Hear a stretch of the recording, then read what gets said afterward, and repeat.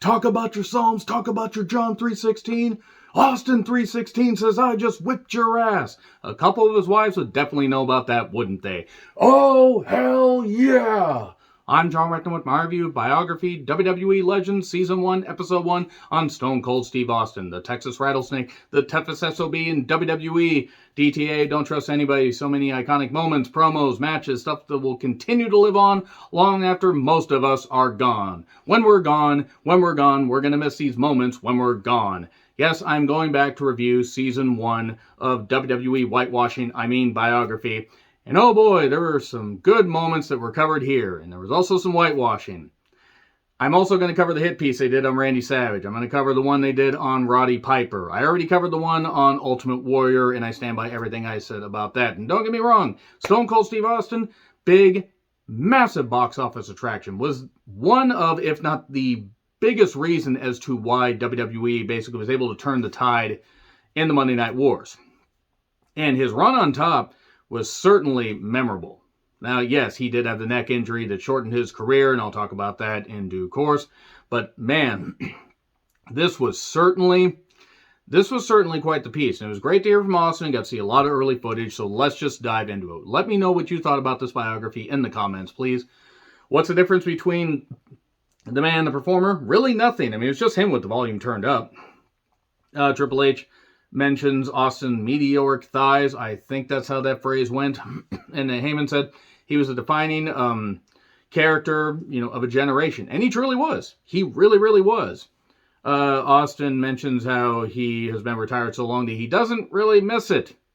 And then, of course, obviously, he came back at this past WrestleMania to have a one-off match. And you know what? It was a big goddamn deal. It was really, really cool.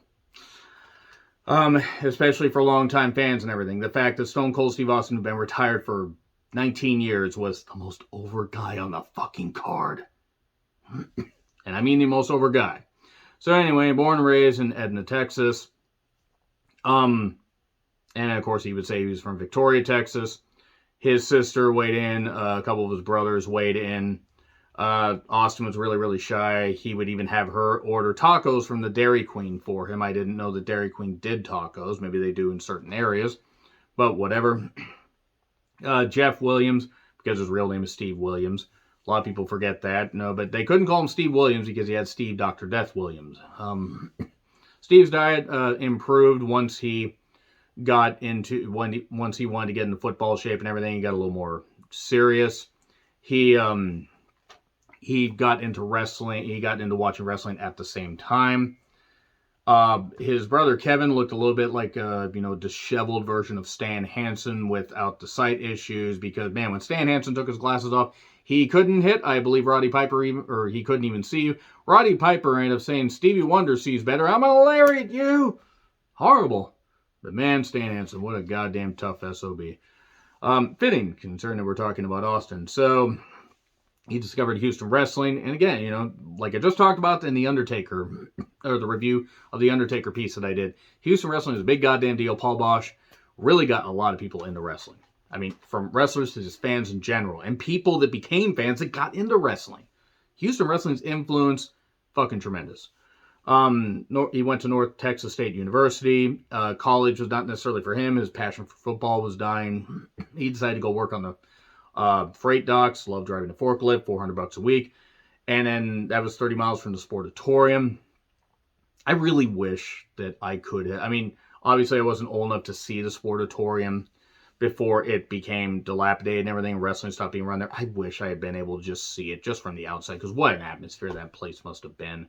I've never been to the Sportatorium. If any of you have been, please let me know in the comments how it was. Even if it was in the dying days of World Class or with the USWA stuff. That he, loved being part of the World Class crowds. It was really, really cool to see that footage. It's just the bygone era stuff. It's just really, really sad that, some of that stuff's from a bygone era. But then again, you could say that about some of the stuff in the 80s in WWE. When they had massive crowds and everything and big ratings. Training with Chris Adams. We get the early USWA stuff. He started in 1989. Foley saw Sting. He probably saw Sting too, but no, he saw Steve there and he was like, okay, he has it. But then there are other people that were there in the training class that really didn't. Mike Johnson, the PW Insider, talked about the USWA, stuff in Texas and also in Memphis, because it was a co-promotion thing. Because Jarrett had bought out Fritz, because Fritz wanted to get out of wrestling, because as Von Erichs died and as the talent died and as the talent left, World Class became basically a freaking graveyard, ironically, because it really, really fucking did. The crowds weren't there anymore. And that he was living lean, eating cans of tuna fish and a raw potato. He had to get money from his mom, sent him $40 for his birthday. He paid his dues. And there's no denying that he paid his dues. A lot of people did, and it was really, really tough. And then he had no plan B. He got a little more notoriety, became Steve Austin. Lee Majors takes his hat off to the name and also how he treated women, but more on that later. The USWA and Memphis footage, because sometimes they would mix up the Dallas and Memphis footage. They wouldn't exactly identify it, but nevertheless, JR weighs in on WCW, wanted to get Steve signed there, and Austin was happy because he got $75,000 minimum a year guaranteed. And that was a huge uptick in pay. Guys in Memphis were maybe making $500 a week, if that. Because Jerry Jarrett ran a promotion on, I don't even want to say a shoestring budget in a bad way, but especially by 1989, even by 1990, he wasn't going to make much of anything. And $75,000 sounded really, really good. Of course, Austin was like, oh, I was around there in 92 or so. No, it was actually mid-91. Goddamn, Steve, I guess all the beating of women made you forget certain dates, but nevertheless. Won the TV title from Bobby Eaton on June 3rd, 1991. Had a run as TV champion. He would have a run as US champion. They really skipped over a lot of his fucking stuff. I loved his WCW run. I'm not saying he would have never gotten the main event spot as Stunning Steve Austin. And Stunning Steve Austin from Hollywood, California, Heyman managed him early on, part of the Dangerous Alliance. Hollywood Blondes and Pillman, that's totally skipped over. Of course, I had to wear the Loose Cannon shirt because I don't have an Austin shirt anymore. I had a few, and then they got too shrunk in the dryer. They were also from at least 15 years ago that I had them. 15, 20 years ago. And he was never going to be a top guy there. He had a U.S. title run that didn't necessarily take off. He won a Starrcade 93 from Dustin Rhodes. He had some good matches, had a series of matches with Ricky Steamboat, lost it to Steamboat, won it back. Jim Duggan beat him, and that was after he had been injured because he had torn his bicep on a Japanese tour. And then he had wrestled a few matches, but while rehabbing, he got fired. See, that's the kind of mix-up with the storyline there. He actually did come back and wrestle, but he wasn't necessarily featured. And then Bischoff fired him while he was injured. He was rehabbing. Heyman said, hey, come cut promos up in ECW. So he does the Steve-A-Mania. He does the stuff where he's just, Monday Night Quill, where the big boys play with each other. He has Bongo instead of Mongo. Poor Mongo. He doesn't deserve that. He's dealing with, ASL, I think is what it is. It's just terrible. Terrible for Mongo. Then Bruce Pritchard and Foley talk about ECW, which... Only thing I agree with Lawler on, even though there were some good wrestlers there, ECW to me mostly stood for extremely crappy wrestling, and I make no apologies for that. As Cody once said on the Monday Night Wars, ECW had some really good ideas that appealed to that hardcore fan base, but for every one of those, there were 7 or 8, gosh, this is horrible. But Austin was a shining star there. WWE was subsidizing ECW when Steve was there. I was under the impression that he actually started subsidizing, Vince started subsidizing it sometime in 96. Around this Too Cold Scorpio coming in and people trading talent and stuff like that. Austin was there for a little bit in 95, but he wasn't there very long. He did have some great promos. And a couple matches. Lost to Mikey Whipwreck. Got his tights pulled up to the point where he almost saw his goddamn rattlesnake. It was so weird. And they left that in. But then again, it was extreme rattlesnake. So... JR wanted Vince to bring in Austin.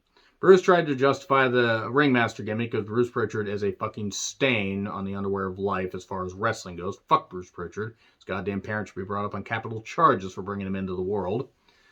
Business was way down. This is coming off of 95 where Vince lost $6 million, pal. Ha ha ha. Vince felt that he was wasting his time at first because Austin was good in the ring, but he just had no personality. Because Vince had no goddamn idea how to market people. Shocking. It's almost like I'm talking about Vince now. Outside of a couple people, he doesn't know how to market anything. So Richard Kaczynski, I think is how it's said, the Iceman, he came up with this idea to be a cold, calculated person. So people came up with names like Ice Dagger, Fang McFrost, Chili McFreeze. Because the creative services are fucking morons and they deserve to have their heads put on spikes in the town square. The wife said, drink your tea before it gets stone cold. That's your name. Lady Blossom, by the way. Jeannie Clark. Was with Chris Adams, had a son, I believe, but they were never married. And then married Austin. That was the second marriage. His first one ended after 2 years. Wonder why. So anyway, JR says it was believable because it was him. I mean, you know, the iconic stuff, the King of the Ring speech, Austin 3:16. It was supposed to be Triple H, but the curtain call stuff happened. Shawn and Triple H talk about it. Jake Roberts had gotten all religious, even though he's on copious amounts of things. Now he's thankfully clean, but good Lord. The Austin 3:16, that's bottom line. Stone Cold said so. They act like this launched him automatically. It actually took a while. Because after that King of the Ring thing, you know what? On SummerSlam, he was in the free-for-all match against Yokozuna. And he won after the rope broke because Yoko was the size of a goddamn waterbed +2. And it didn't really take off until... I mean, he had a match, I think, with Triple H. I want to say with Triple H at, you know, it was the In Your House Buried Alive. But then he had a match with Bret Hart at Survivor Series 96 in Madison Square Garden where Sid beat Shawn, and it was great. Because you saw that girl in the front cry because Shawn lost, and it was great. And Shawn lost his smile a few months later. Can't wait to review the Shawn Michaels one. But they act like this launched him. Well, it actually took a while. Yes, people had the Austin 3:16 things. It's not that the fans didn't like him. He had the Pillman 9mm, him pulling the gun on, because Pillman was nuts. To think he'd be dead just under a year after that. And then the injury at SummerSlam 97, they skip over, by the way, or they show very little footage of the Mania 13 matches. The injury at SummerSlam 97, it was 5 years after he had done the same move to Masahiro Chono on a WCW New Japan show. And Chono had his neck busted. I don't remember if it was fully broken, but it was a bad injury. And he was never really the same after that. Who could be? He wasn't the same until after some time off, but Chono was too goddamn tough to take time off. He couldn't move. He thought his career was over. It did shorten his career. Footage of how he just would not quit. He was like, nope, fuck it. I'm not going to do that. I'm riding on the edge of a lightning bolt. They did jump around on the footage. You know, Vince McMahon saying, we feel it's time you're tired of having your intelligence insulted. That applies to now, Vince. Fucking goddamn douchebag. The Attitude Era got a lot edgier. Some of it was good. Some of it was bullshit. A lot of it has not aged well. Even though it was a great time and everybody's watching wrestling, I love the great moments. There were 2 Attitude Eras. There were the great moments. Then there was a lot of the bullshit Russo was allowed to book. Those are 2 other parents that should be brought up on capital charges for what they brought to wrestling. The glass breaking popped the crowd. That was iconic stuff. And he would just be himself with the volume turned up. The Vince-Austin rivalry, I'm not going to get into a long dissertation about that because that's been covered in numerous videos by people that were inside the business, way better than fans like myself who talked about it. Big stuff. Vince, I wrote down, looked like a bulldog in a windstorm. Seriously, I know people age, but good God, he's aged 20 in the last 10. Actually, he's aged 20 in the last 5. He would always end up kicking Vince in the nuts when he stunned him, which was kind of cool. The Zamboni, the hospital. Mr. Sacco got cut, but hit him in the head with the bedpan because he was trying to find the sweet spot because bedpans ain't no goddamn joke. Being hit in the head with those suck. At least I've heard that from people that work at hospitals. The merch is best selling. I believe JR was quoted as saying nobody stole more merchandise. pay-per-view buy rates or tickets to live events than Steve Austin. Not even Hogan. And Hogan, as far as pay-per-view buy rates, even though pay-per-views became more prevalent by the time Austin rose to the top, Hogan was still a big money draw for years and years, and there were some big moments and some big tickets. So for Austin to say that, yes, different era, but man, Austin sold a whole lot of stuff. The crossover appeal. Owens, Lillian Garcia chime in. He was never home. He couldn't really be around his kids and everything. He saw his second daughter, Sarah Lee, be born. And then he had to go to, in New York, he had to go to a show in Pittsburgh that night and wrestle.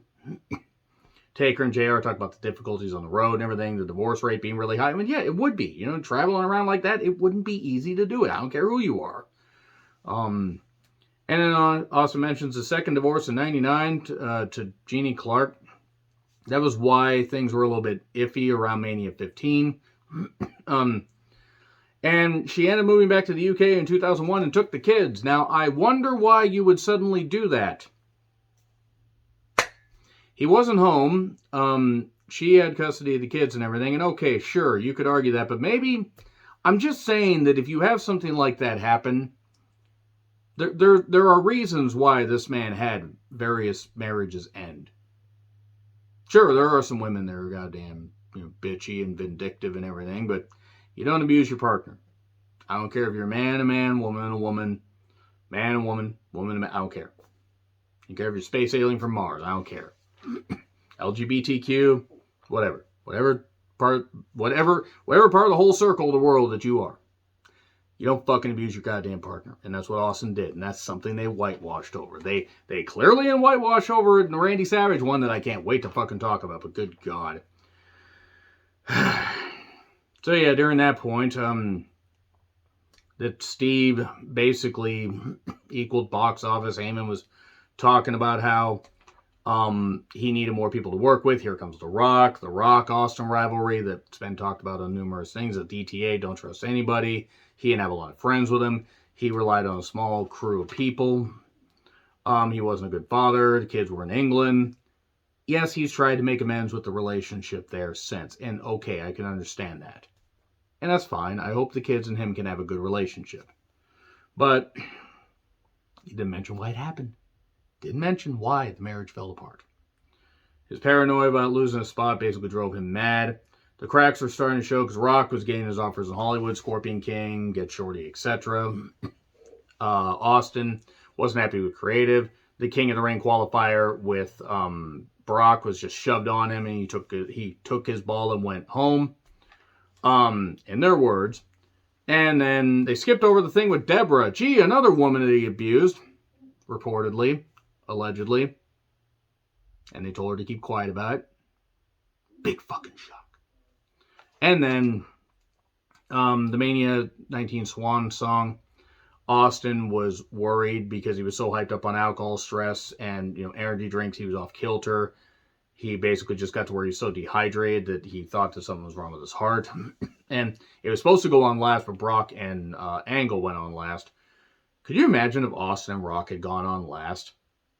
That would have been something. It would have been 3 straight WrestleMania main events. Still, 3 straight WrestleManias in odd years, like over a period of that. Like, that's pretty good. And considering Austin's condition at that point, Rock going to Hollywood, Rock finally got his win, shoved him out of the way, said, I can't thank you enough for everything you did for my career. I love you too. Retirement was tough at first, but then he got himself in better shape, went to Hollywood, probably abused another girlfriend, Broken Skull sessions, and his vehicle collection, and away. And Austin is the most iconic figure in WWE history, or at least one of the most iconic figures, at least of that generation. I'd say of the 90s, probably. Even though Hogan was a big goddamn deal, Hogan by by the beginning of 92, was passe. And Austin, pretty much from 97, I mean, yeah, the Austin 316 in 96, but 97, that Mania 13 match, and a rise up there. It took a while to catch fire, but once it did, boy, were the fans into it.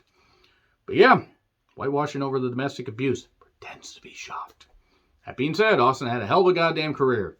And a send-off about a year after this was filmed. So let me know your thoughts in the comments. Like, share, subscribe, Twitter handle in the description. I'm John Ritlin. I'll see you soon.